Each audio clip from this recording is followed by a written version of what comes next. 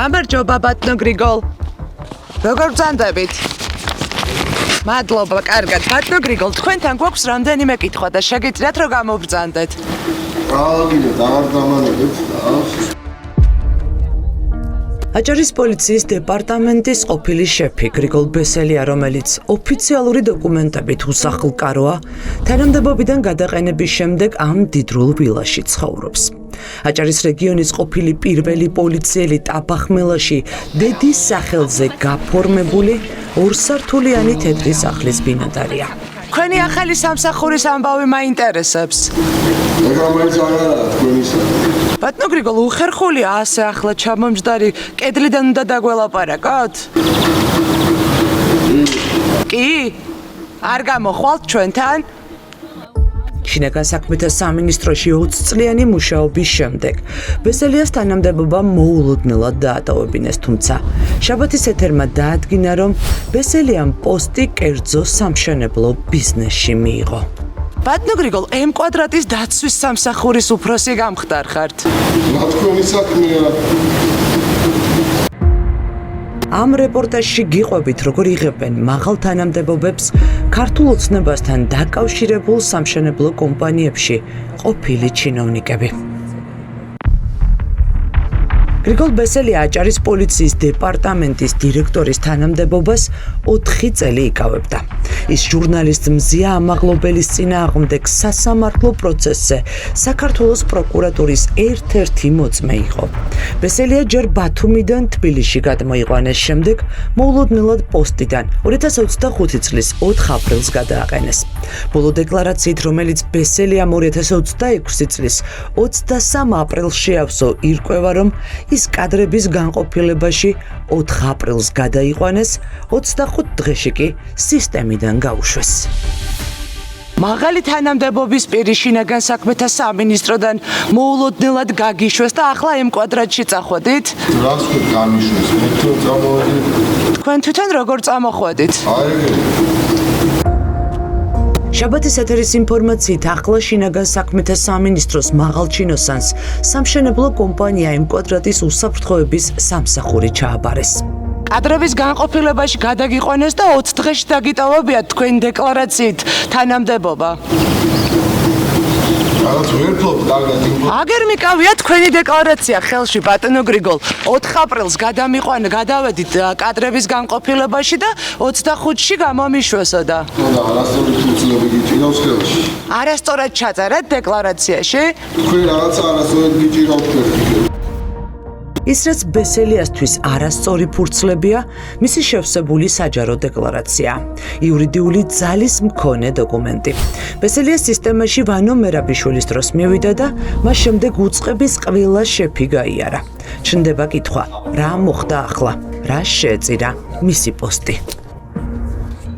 რატო წამოხვედით ამდენხნიანი მუშაობის შემდეგ შინაგან საქმეთა სამინისტროში, ყველაზე მძიმე პერიოდში ქართული ოცნებისთვის?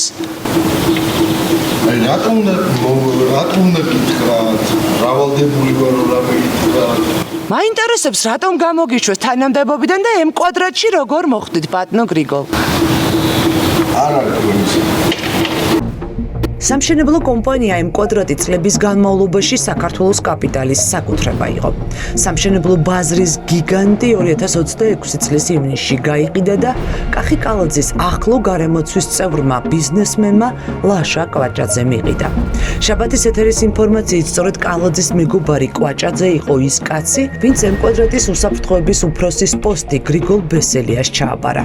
ლაშა კვაჭაძე, რომელიც ახლა შინაგან საქმეთა სამინისტროს ყოფილი მაღალ ჩინოსნის გრიგოლ ბესელიას შეფია, დედაქალაქის მერის კახი კალაძის ახლო მეგობარი და მისი ოჯახის ბიზნეს პარტნიორია. ეს სამშენებლო კომპანიები ქართული ოცნების მეგობარი ბიზნესმენების გამოშვებულების თავშესაფრად იქცა, ბატონო გრიგოლ? არ არის თქვენი საქმე. რამდენი ხანია რაც M კვადრატში დაიწყეთ მუშაობა? არც ეგრე. პოლიციის უფროსის მოადგილეობიდან სამშენებლო კომპანიის დაცვის უფროსი ხართ ახლა? ცოტა ცინიკურად როარ შეაფასო ეგ თანამდებობა ხო შეიძლება?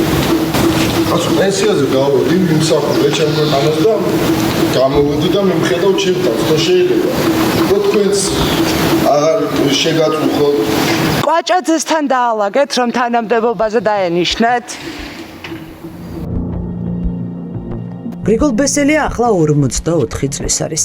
მას საპენსიო ასაკი 21 წლის შემდეგ უწევს. ჩნდება კითხვა. ბესელიას დუმილის სანაცვლოდ მაღალანაზღაურებადი სამსახური მისცეს თუ ის რეალურად ზრუნავს სამშენებლო ბაზრის ერთ-ერთი გიგანტის უსაფრთხოებაზე. მართლაც საპენსიო სამსახური უშოვია ბატონ გრიგოლს. პირველი საათი ხდება და ამ დრომდე სამსახურში არ წასულ. კარტოზიას ქუჩის 10 ნომერი. ეს აჭარის პოლიციის შეფის ახალი სამსახურეობრივი მისამართია. გრიგოლ ბესელია სამშენებლო კომპანია M კვადრატის უსაფრთხოებას ამ შენობიდან მართავს, თუმცა ექს-მაღალჩინოსანის სამსახურში არც დღეს გამოჩენილა. ბატონი გრიგოლ ბესელია არის სამსახურში. არ ვარ კომპეტენტური მაგას აკეთებ. კომპეტენტური, ყველა წავიდა, დატოვა მოგცემ თქვენ ნომერს, თუ შეიძლება გაბრძანდით ეხლა. აქ არავინ პასუხისმგებელი არ არის, თქვენი დაცვის. ერთი წამით. არის, ცნობთ გრიგოლ ბესელია. რა თქმა უნდა, ვიცნობ. არ მოსულა დღეს? არ ვიცი ხა მე აქ და რა ნახოთ? აი ზედა ოფისია ბესელიასი მაგრამ აქციის ბატონი ბესელია. არ არის თქვა ადგილზე. ანუ მე არ მithქვამს რომ დღეს არ მოსულა. ამ მომენტში არ არის თქვა ხა. კახაკალაძის მეგობარი ბიზნესმენის სამშენებლო კომპანიაში დასაქმებულ ყოფილ ჩინოვნიკებს შორის აჭარის პოლიციის ყოფილი ხელმძღვანელი ერთ-ერთია და არა ერთადერთი. ლაშა კვაჭაძის სამშენებლო კომპანიებში დასაქმებულები არიან ის ადამიანები, ვინც ქართულმა ოცნებამ თანამდებობებიდან გაუშვა. ჩვენ დავსვით კითხვა: მაღალი ხელფასი, მანქანა და კაბინეტი არის თუ არა მათი დუმილის გარანტია? სამშენებლო ბიზნესის ერთ-ერთი მფლობელის ლაშა კვაჭაძის კომპანიაში დაასაქმეს ოზურგეთის ყოფილი მერიც. ავთანდილ თალაკვაძეს თანამდებობიდან გაშვების შემდეგ დეველოპერი გახდა. როგორ მიიღო მან ეს თანამდებობა? ამ კითხვით ახლა კომპანია ბლოქსში მივდივართ. ჩვენ გვინდა ბატონ ავთანდილ თალაკვაძესთან შეხვედრა და თუ არის შესაძლებელი ბატონ ლაშა კვაჭაძესთან. გავიგე თქვენ ხო? ბლოქსში იყო ლაშა ერთ-ერთი დამფუძნებელი, რომელიც გავიდა და M კვადრატი შეიძინა და M კვადრატის დამფუძნებელი. თალაკვაძე არის ლაშას კომპანიების დირექტორი.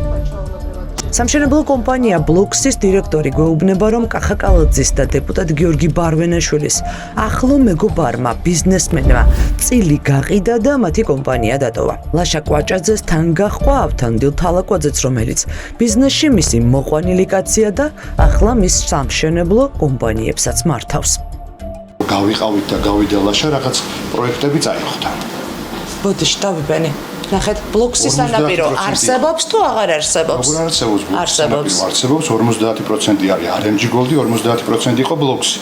მაგრამ ლაშა გავიდა და ეგ პროექტი წაიღო ჩვენ. ბლოქსის სანაპირო. ლაშა კვაჭაძე და ავთანდილ თალაკვაძე არის დირექტორი. ავთანდილ თალაკვაძე, რომელიც ახლა ლაშა კვაჭაძის საინვესტიციო კომპანიებს მართავს და ალექსიძის ქუჩის პირველ ნომერში კვაჭაძესთან ერთად ცათამბჯენის აშენებას გეგმავს, ოზურგეთის მერის თანამდებობას 2025 წლის ოქტომბრამდე იკავებდა. ადგილობრივი თვითმმართველობის არჩევნების შემდეგ ოცნების ხელისუფლებაში მისი ადგილი აღარ მოიძებნა. ის ძმის არჩილ თალაკვაძის მსგავსად ივანიშვილის პოლიტიკური გუნდის მიღმა დარჩა.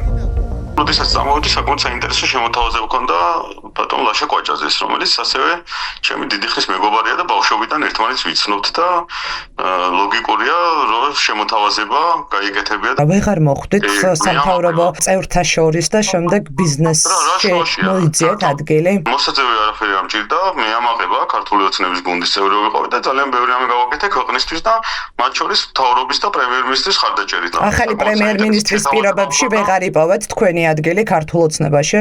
ახალი პრემიერ-მინისტრის ხარდაჭერით განვახორციელე ძალიან ბევრი პროექტი და დღემდე ვარ ამ მაგ გუნდის წევრი.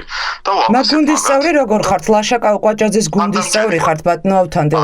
თუ ერთი და იგივეა თქვენთვის კვაჭაძის გუნდის წევრობა და ქართული ოცნების გუნდის წევრობა? არა, მხარდამჭერი ვარ. დამთხოვა, რომ ყოფილი ჩინოვნიკები ქართული ოცნების მხარდამჭერ ბიზნესმენთა სამშენებლო ბიზნესში იწყებენ სამსახურს, მას შემდეგ რაც პოლიტიკურ გუნდში აღარ არიან. პროფესიონალები ადამიანები იწყებენ სამსახურს და შესაძლოა დაგრძელებენ. პოლიტიკური თანამდებობები ვეღარ მიიღეს, თუმცა ძმები ქართულ ოცნებასთან დაახლოებული ბიზნესმენების სამშენებლო კომპანიებში დაასაქმეს.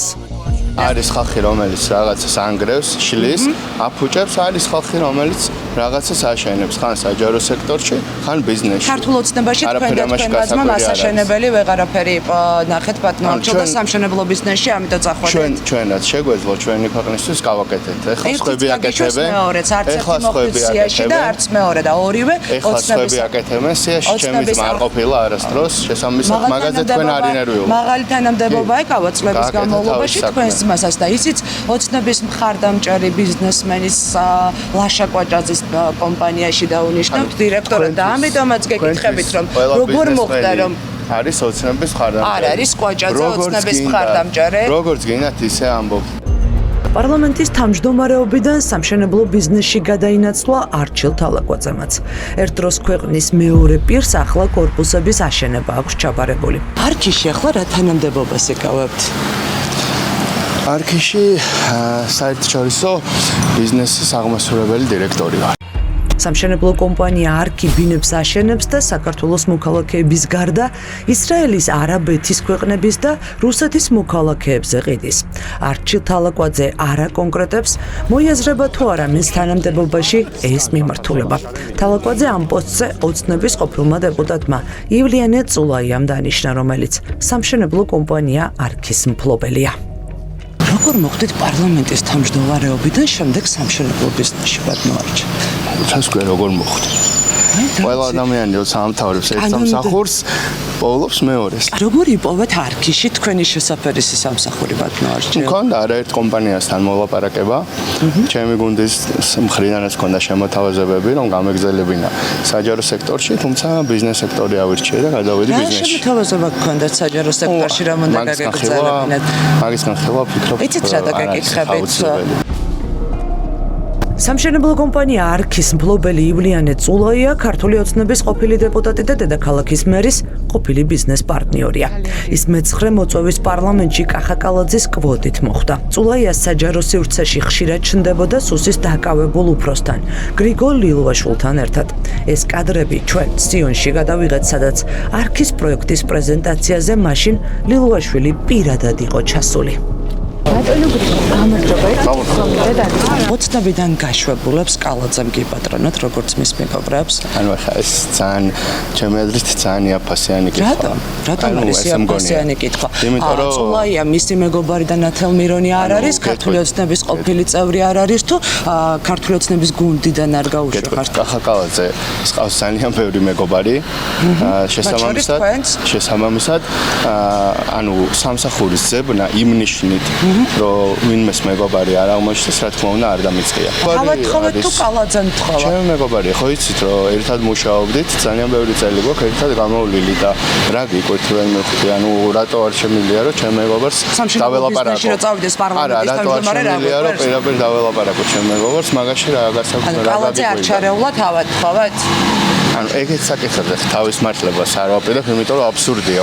შინაგან საქმეთა სამინისტროს მაღალჩინოსანი მერი, პარლამენტის თავმჯდომარე, ინფრასტრუქტურის მინისტრი. ეს იმ ჩინოვნიკების მხოლოდ მცირე ჩამონათვალია, რომლებიც ივანიშვილის გუნდმა პოლიტიკური პროცესების მიღმა დატოვა და რომლებისთვისაც თანამდებობები ქართული ოცნების მეგობარ ბიზნეს კომპანიებში გამოიძებნა.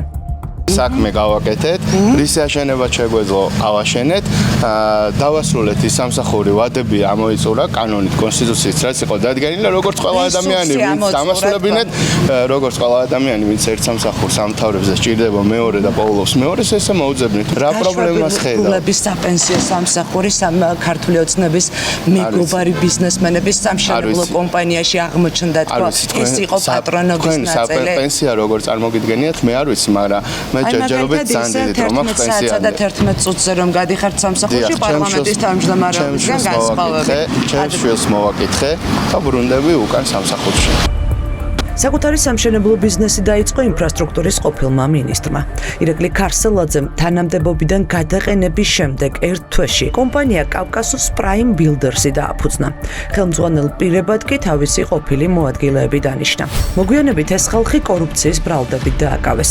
ქარსელაძის სახლში კი ჩხრეკა ჩატარდა. ბატონო ირაკლი, კომპანიასთან დაკავშირებით მაინც გვიპასუხათ ერთი წუთი. საჯარო სივრციდან ახლა კომპანიის ის გვერდიც გაქრა, სადაც ქარსელაძე საკუთარი და პარტნიორების სამშენებლო გამოცდილებაზე წერდა. საჯარო რეესტრის ბოლო ამონაწერის მიხედვით, ქარსელაძემ კომპანიის 50%-იანი წილი პარტნიორისგან სულ რაღაც 434 ლარად გამოიყიდა და ახლა ის ამ ბიზნესის 100%-იანი წილის მფლობელია.